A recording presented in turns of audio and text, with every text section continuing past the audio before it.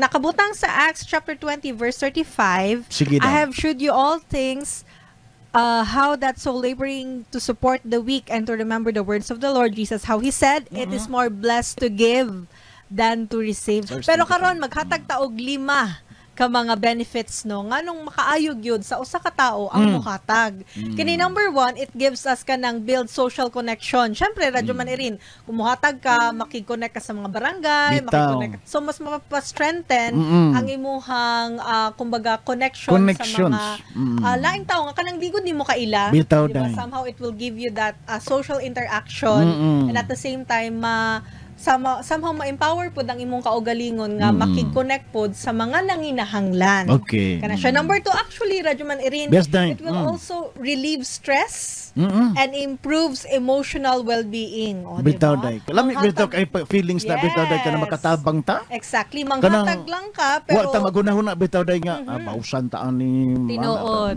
kana bang atong willingness baga kasama bang Yes. voluntarily mutabang gyud ta ngadto sa atong isyu kay Kay gingon pa diri nga makapa-lower daw kini sa blood pressure and stress level. Oh, So, di ba? therapeutic ha. Therapeutic yun kayo, di basta-basta. Manghatag lang ka, pero ikaw mismo ang naka-benefit. Bitaw. Kini giving helps you stay healthy longer. Kay nadoy pagtuon nga napamatud-an nga ang mga tao nga usually nagahatag or kining naga-volunteer nga mo tabang nga to sa mga nanginahanglan. Syempre, kailangan magunig physical activity. It's either mo alsa ka, it's either mo tabang ka, manghinlo ka, di ba? Bitaw. Somehow exercise pod gini, so makatabang pod gyud gini.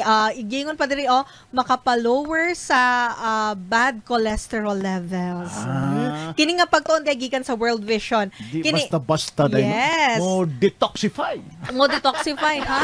And then number 4, of course, it will give you build a sense of purpose. Syempre, somehow manggod kung muhatag ka, ang imuhang focus ba dili lang sa imong kaugalingon but sa uban, Bitaw diba? day. Remember, we live in this world dili kay para sa ato ang kaugalingon but aron sa uban pod. Bitaw. Diba? Kana biblical pod na radyo man irin nga mutabang gyud sa uban. And lastly, of course, it will increase our faith.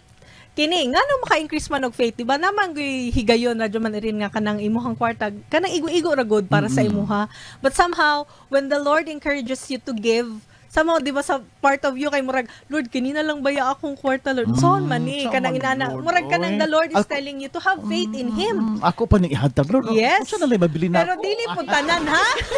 Dili mo tanan. Wisdom po na, mga kasama. Wisdom po na kung kilay makaya ra nimo nga mahatag. Bitaw. But somehow, it will increases your faith kay na atong pagsalig nimo nga sa Ginoo nga tabangan jud kaniya and always siya mag-provide sa imuhang mga panginahanglanon.